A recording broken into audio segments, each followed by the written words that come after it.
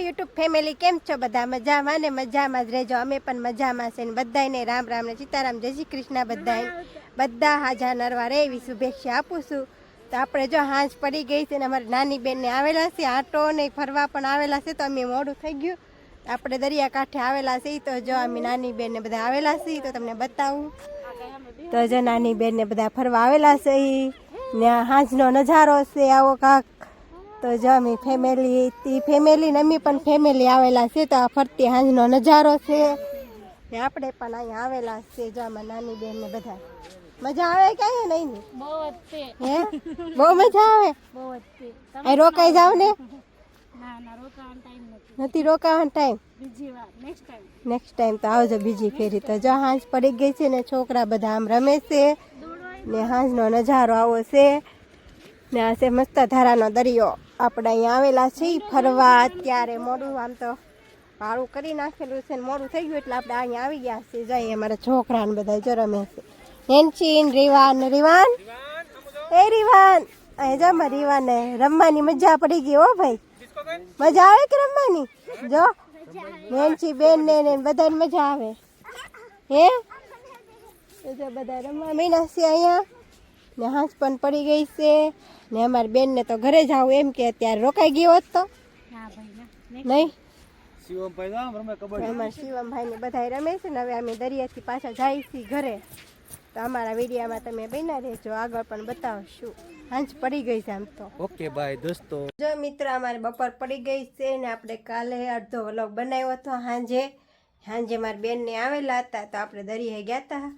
તો ત્યાં આપણે અડધો વ્લોગ બનાવ્યો હતો તો આપણે પૂરો નહોતો કર્યો. તો આજે આપણે બપોર પછીનો વ્લોગ શરૂ કર્યો હશે ને અમારે જો બપોર હવાનું કામકાજ હતું ને આજે પાણીનો વારો હતો. પાણી ભર્યું, બધેથી ફળિયું વાળ્યું ને એવું બધું કામ હોય એટલે કામ કરીને પછી બપોરા થઈ ગયા છે. હવે બપોરે આપણે શાક બનાવવાનું બાકી છે. તો જો મારે શાક બનાવવાનું છે ને આમાં નેન્સી બેની મારી હારે જો શાકો લઈને બેસી ગઈ. જો શાકો લઈને બેસી ગઈ ને વાગી જશે એ.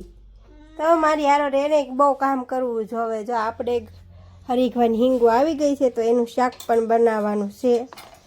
તો આજે શાક બનાવવાનું છે, હરીખવાની હિંગુ, રીંગણા અને વાલોરના દાણા, એનું બધું શાક બનાવવાનું છે. તો આપણે બપોરા કરવાનું બાકી છે ને શાકે બનાવવાનું બાકી છે. તો આપણે શાક બનાવી નાખીએ, પછી તમને આગળ પણ બતાવશું. ને આજે મારે મોડું થઈ ગયું ને આપણે કાલે સાંજે તો વ્લોગ ઉતાર્યો હતો અડધો ને ત્યારે આપણે શાક કરીએ છીએ પૂરો કરવા માટે.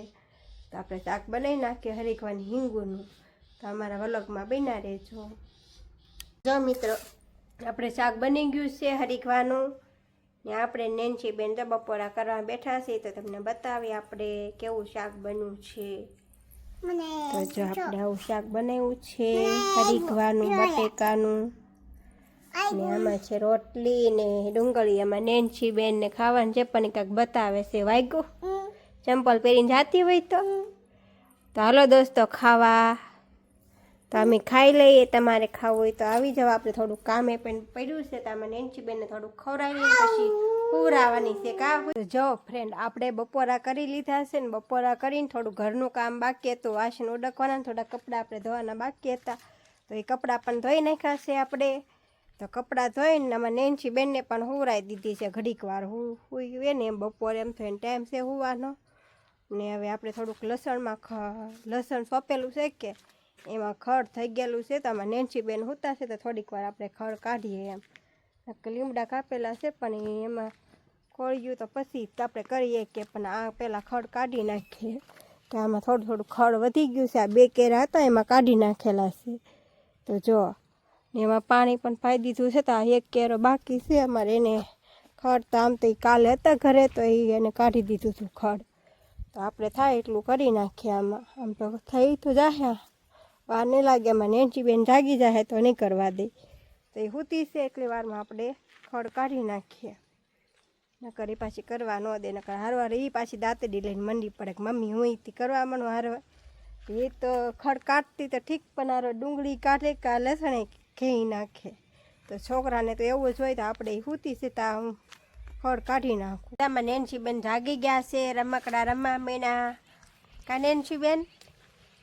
આપણે થોડોક ખડ કાઢ્યું તો બેન જાગી ગયા. તો જઈ બેન રમે છે અમારે કા રમાશો ને એ હું ખા બબલું ખા ખાલી થઈ ગયું ખાલી થઈ ગયું તો શું કર્યું બબલા નું કર્યું તે એમાં શું કર્યું તું ખાઈ દી કેટલા બધા રમકડા છે કા એ જો બતાવી તો ખરી